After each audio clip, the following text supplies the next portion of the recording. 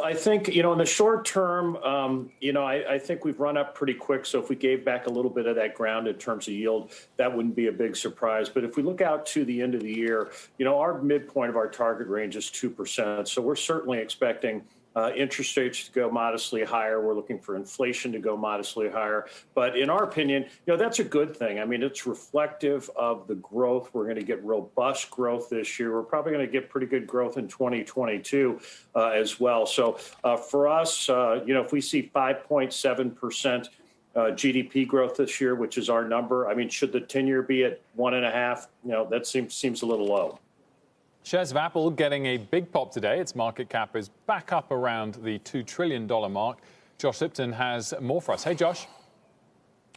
So, Will, we know that's coming after a tough stretch, too, with some recent pressure for that name. Apple's down about 10% this year. It's off about 15% now from its all-time high. So why the weakness there? Well, for one, analysts say elevated valuation levels after that monster run in 2020 when it surged about 80%. And two, they say a perceived lack of catalyst, at least by some, in the months ahead. On the other hand, I did check in today with Gene Munster over at Loop Ventures. Now, he bets Apple is going to be the top-performing FANG stock in 2021, as many fans, he says, are going to upgrade from their older iPhones, and the 5G rollout will accelerate. Guys, back to you. Josh, thanks very much for that. Mike, I mean, this one had pulled back a lot, not quite to the extent of some of the other ARC names, but of the big cap techs, it was the biggest sufferer of recent weeks.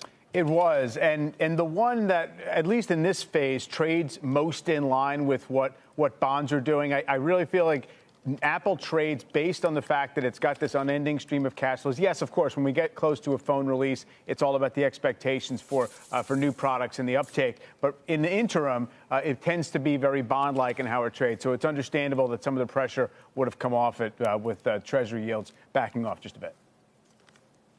What's your strategy, Scott, for stocks like that trade as sort of bond proxies? Well, sir, I mean, we're trying to lean into stocks that are more cyclical. We've taken on more risk. I think, if you look at stocks that are growth stocks that are making money, whether the economy is good or bad, that's one thing. That's where people hide.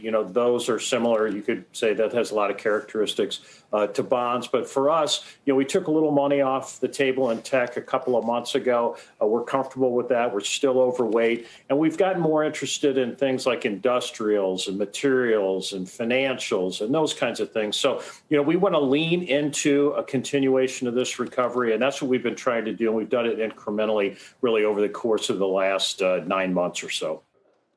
Shepard Smith here. Thanks for watching CNBC on YouTube.